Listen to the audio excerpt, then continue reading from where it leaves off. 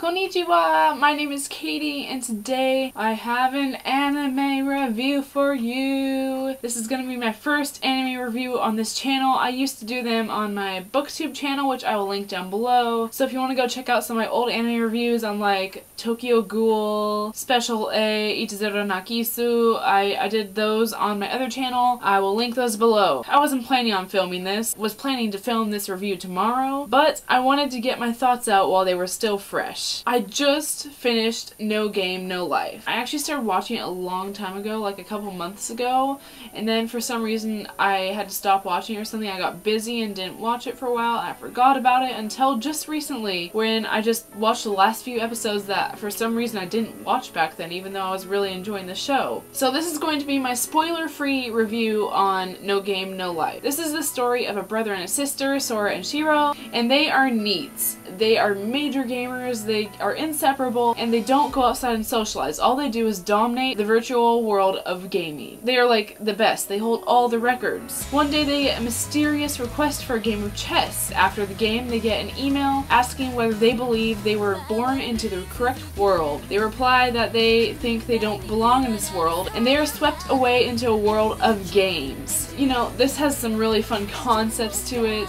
The whole setup is really cool, and it was a very fun anime. The whole gaming world was very interesting. I thought it was really cool. It was fun because this anime is kind of the opposite of Sword Art Online, where in Sword Art Online they're trying to get out of the game, whereas in No Game, No Life they want to be in the game. When they get to this new gaming world, they decide they want to take over and be God. There's a child god of the gaming world named Tet. So they set out to start their quest for world domination.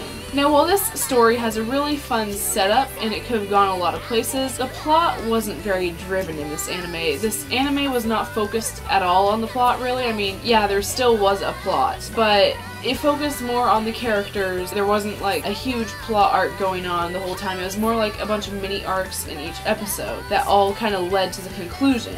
Now, Sora and Shiro are very fun characters. You know, they're geniuses, and that was one of the fun things about this anime. You know, they'd play a game and then you'd figure out how they did what they did or why they were doing something. It was a very well thought out anime as far as game strategy goes and, you know, planning ahead and tying things together. It was very well done. And I liked Sora and Shiro. Sora was both a genius, but he was also a pervert, which was pretty funny. There were some other characters, they didn't all necessarily stand out. I did like all the characters, honestly. We didn't get a lot on them. There was a lack of character development in this anime. I thought Stephanie might have been a cool character, but then she was just used to objectify women. I think she could have had some good development. She was more a comedic character. While this anime had all this like strategy stuff going on, it was really funny as well. There was, you know, sexual objectification and stuff. It wasn't terrible. It wasn't like every scene there was something where you're like,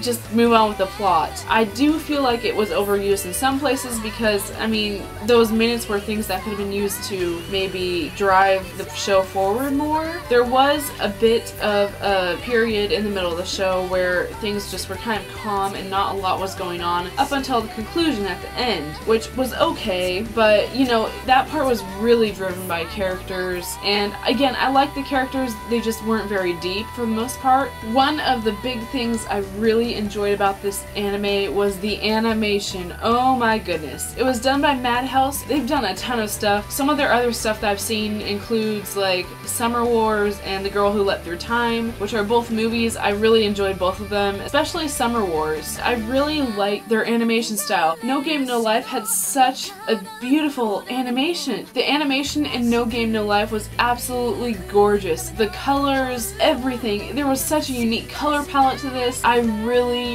enjoyed it. It's probably what stood out most to me about this show, which granted, I really love animation and I love art and all that stuff, so I notice it a lot, but still, it was gorgeous animation. It blew me away, honestly, and I need to watch more of their stuff. I enjoyed the theme songs. I especially enjoyed the concept art at the end and like the end credits credits and stuff. Humor overall was good in this anime. It wasn't a very serious anime, but it was very fun and lighthearted, and you know, it was a fun anime. I don't know how else to explain it. As for the ending, I'm not going to spoil anything because this is a spoiler-free review. I thought it was a very good climax, but it just ended. Now, I don't know if there's going to be a second season. I've heard there's a possibility of it because No Game No Life was very well received in Japan, but I don't know.